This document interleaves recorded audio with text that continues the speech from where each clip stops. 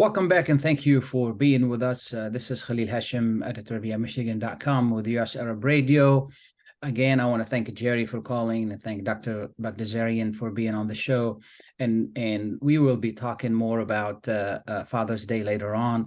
But now we want to talk about a great topic, and that is the new novel by Aisha Gawad and Two Moons. I believe I think it is Two Moons. It's a beautiful novel, and nothing makes me happy than talking to an Arab American author who successfully has put out a new book or a new novel. Is it Miss Jawad or Miss Abdul Jawad? Abdul Jawad, the Zoom name is wrong. Thank you so much for being with us. I really appreciate you taking the time, and what a joy to talk to you and to read about the novel and your success, and it is I'm gonna order it today because I can't wait to read the new work. Again, thank you so much for being with us. Tell us a little bit about you, and then how did you get into writing, and then we'll talk more about what the novel is all about. Sure. Thank you so much for having me. Absolutely.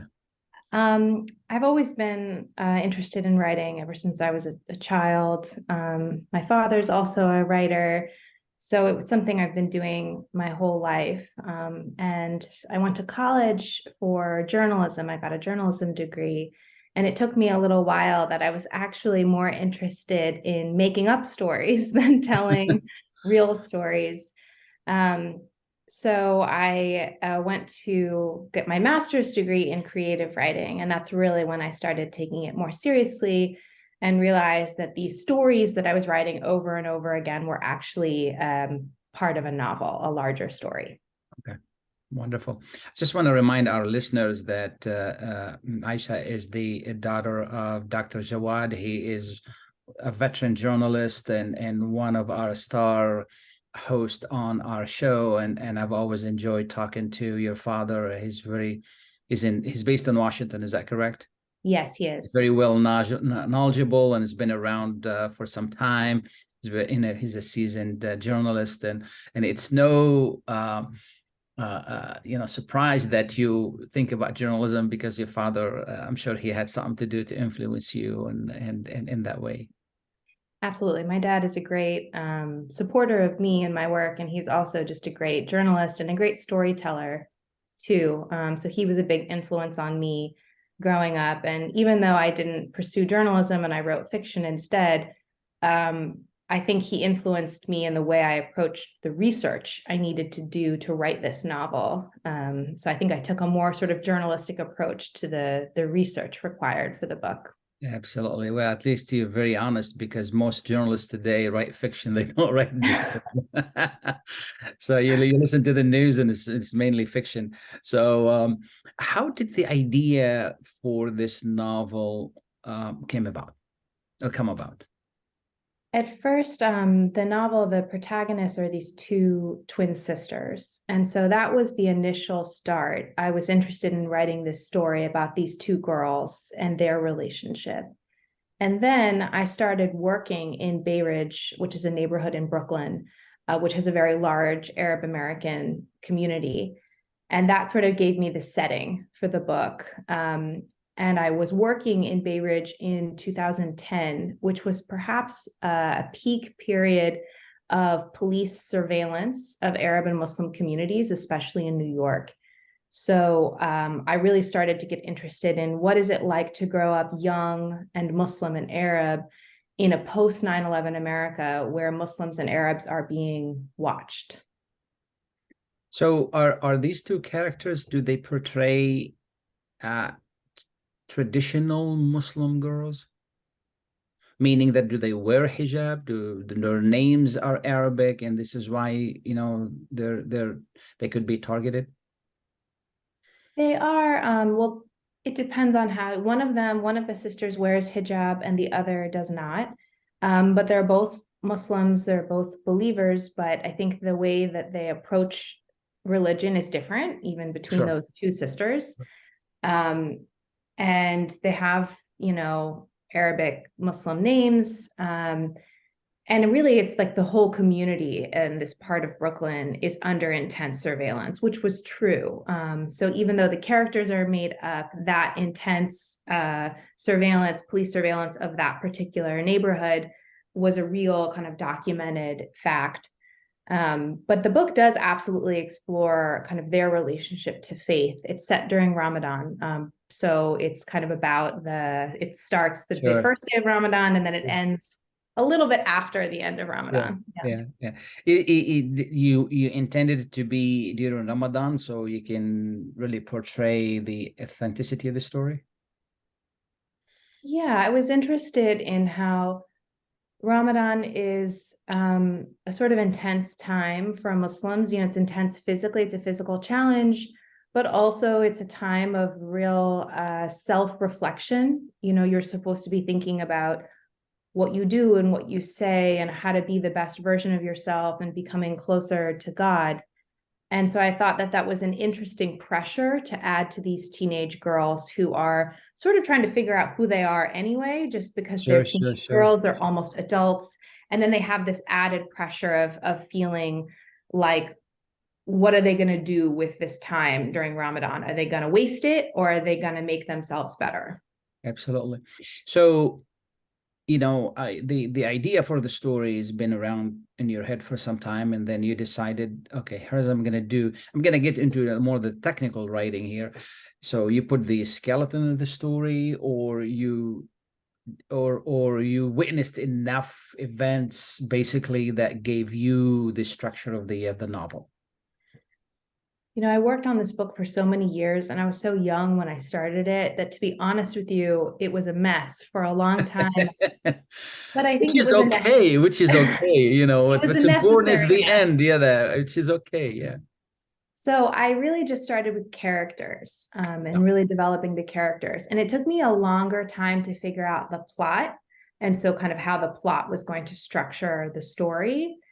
And I think once I got more into my research on police surveillance of the community, that really helped me provide a sort of a structure and a plot to guide the characters along. Did you get any coaching while doing this, or afterward you talked to editors and things like that? Really more afterward. I did work with have an agent, a literary agent, who provided feedback on drafts. And then when she thought it was ready, she sent it out to publishers. And then when I eventually signed with a particular publisher, then that editor gave me more feedback. Okay. How much work did they work with you on the novel, which is normal to you know, in writing, I always say I'm lucky when I fall into the hands of a good editor. It's going to rip it apart and put it back together.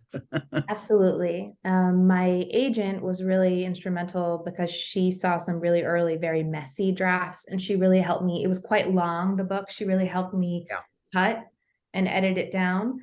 And it was in much better shape by the time it got into the hands of the publisher. Yes. But the publisher also said, you know, for example, she said, it seems like you have 3 endings. Why don't you cut the last 2 endings? Just one ending is all you need. That's the kind of help that was really useful. Yeah. I interviewed a writer a while back when I was working in Florida, and he said his book was 900 pages. And when they were done with it, it was 325 pages. And I said, which, I mean, I understand the process, but for those who don't, and I said, were you sad? He said, at the beginning, yes. But then now I have a much better book. You know, there's so much to sacrifice. And you know, we were attached to these ideas, but at the end of the day, I think the product is better. How big was your book, and what did it end up being? It wasn't that long, but it was quite long. It was over 500 pages. And I agree completely with this other writer. It was, at first, it was difficult thinking, oh, this is a good scene, or I like the writing here. But in the end of the day, if it doesn't serve the story, then it should go. And it ended up feeling kind of liberating for me. And I got a lot better at just kind of, without any sentimentality, just cutting what didn't need to be there. Merciless. I remember writing a story about Syrians visiting, you know, that was in the 90s, visiting their relatives across the Golan Heights through a valley with bullhorn, because at the time there was no cell phones and no internet and nothing. Those under occupation and they're not under occupation. They used to meet at this valley with binoculars and bullhorns, and they visited. And I wrote a huge story, and then at the time the editor of the St. Petersburg Times slashed it in half. I was really upset. Look at all these, because they don't do anything for you. And it turned out to be really a good story. I did win an award for it, but it was really good. I'm glad that they did. As far as diction, did you notice that they're changing words that helped you, or you wish that it stayed in the novel? And I'm asking the technical question here for those who are aspiring to become writers in our community. I would say that they really left the diction up to me. They would tell me not exactly what to cut or how to change something. They would just say, for example, I don't think this part of this scene is working very well. And they would talk me through it, but then it was really up to me to go back and rewrite, revise the way that I needed. And I liked that approach. It gave me a fresh set of eyes on the novel, but ultimately it allowed me the creative freedom to make sure that the every word was mine, and kind of how I would say something. Yeah, you get some really good reviews by the New York Times, by the Washington Post, by a host of people in the literary community. How's it feel to it's your first novel, and then you got wonderful reviews on it? It's amazing. I honestly feel a little stunned, like I haven't totally processed it. Sort of a dream come true, that to get this sort of attention, because ultimately I hope people read it, and I hope people enjoy it, and I hope some people feel like it represents them. And so the coverage from the New York Times and these other good reviews is really flattering, but I think the best part about it is that maybe it gets the book into the hands of more readers. So it's been amazing. We talked about how people in our community would feel. What would you want to non-Muslim, non-Arab readers to really get out of this? Well, I hope that whoever you are, you can find something to relate to in the book. For example, if you're a woman, I don't care what your religion or your racial identity is, I think there's lots that you can relate to in terms of coming of age, growing up as a teenage girl. But I also hope that non-Muslim or non-Arab readers can get a sort of a small glimpse into a different portrait of our communities than maybe they're used to seeing. They're used to seeing what they hear in the news. But this isn't a story like that. This is a story about real people, real families with real struggles who love each other very deeply. So I hope it offers a different perspective on Arabs and Muslims, not the stereotypical perspective. What I love about your novel so far, from what I gathered, I haven't read it. I read a little bit of whatever is there on the online, is that you portray Muslims as real people, this is an image that was missing since 2001, since the September 11 attack. And this is something very important. And I've always, explained to our community is that only us can tell our story, and only us can reassure the larger American community that we are people just like you. And was that an intention, or was that a result of what you've been thinking all along? I think both. I think it came naturally to me as an Arab and a Muslim American myself to write people the way that I knew them, to be authentic. But yes, I had that in my head, this idea that there aren't that many stories about us that really represent us in a fully humanized and complicated way. And that was something that even I, as a reader, a young reader growing up, was missing, that kind of representation in the literature that I was consuming.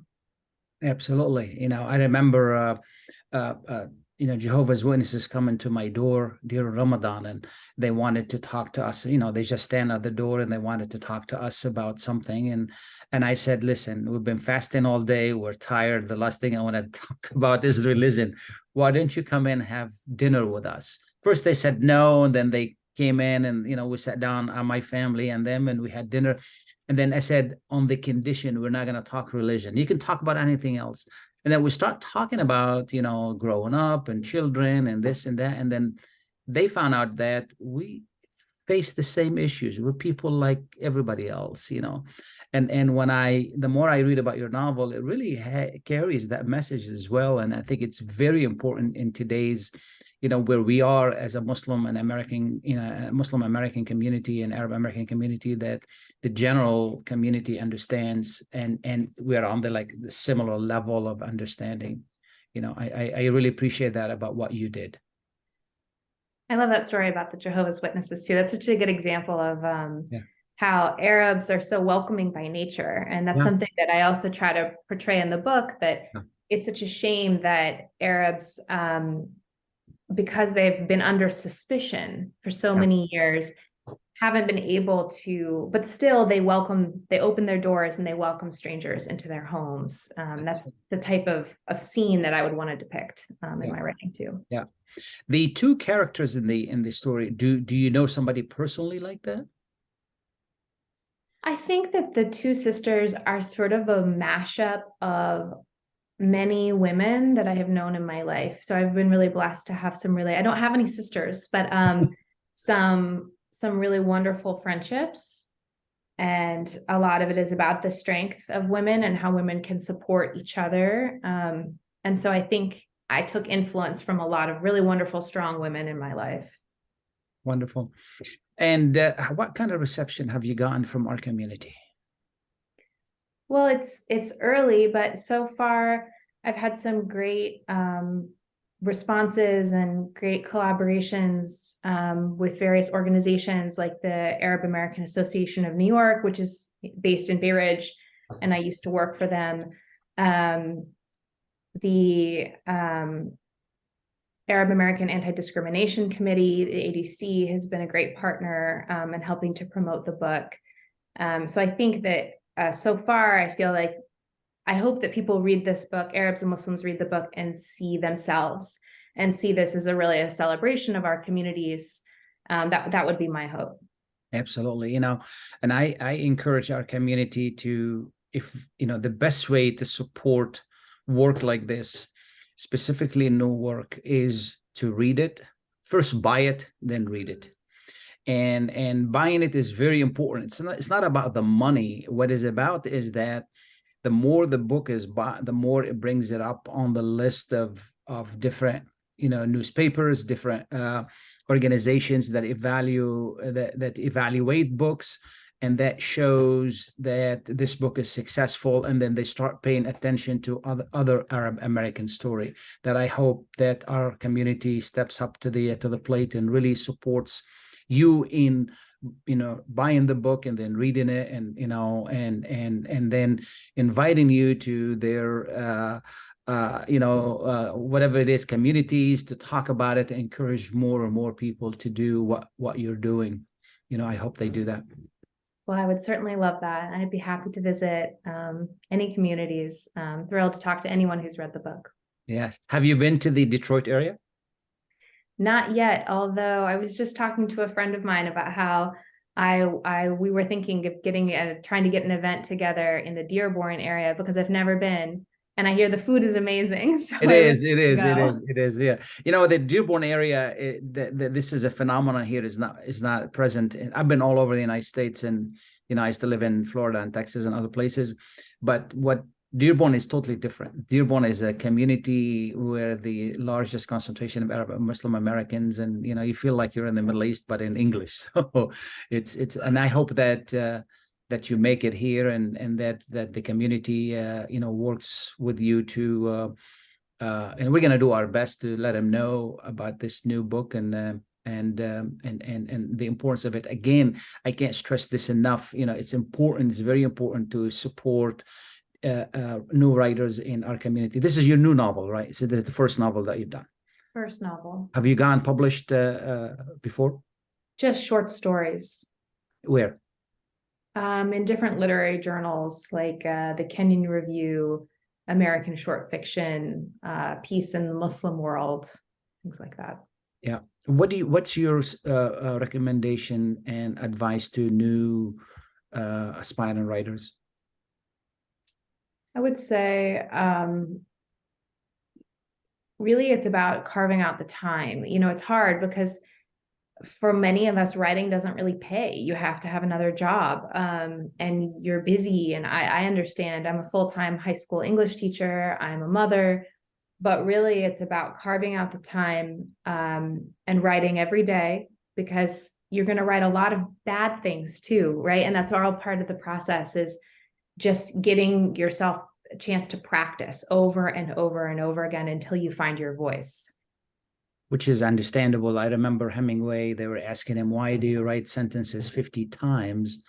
And he said, to get the words right. And if somebody like Hemingway writes 50 times, you know, it's okay if we write 1,000 times, as long as we get it right. So, and I so look forward to reading the novel. Is there anything I haven't asked you that people need to know about the novel? Oh, that's a good question. I don't think so. I hope the characters speak for themselves. And I hope they feel real, and I hope people read them and they feel like the characters feel like friends or relatives to them. Yeah.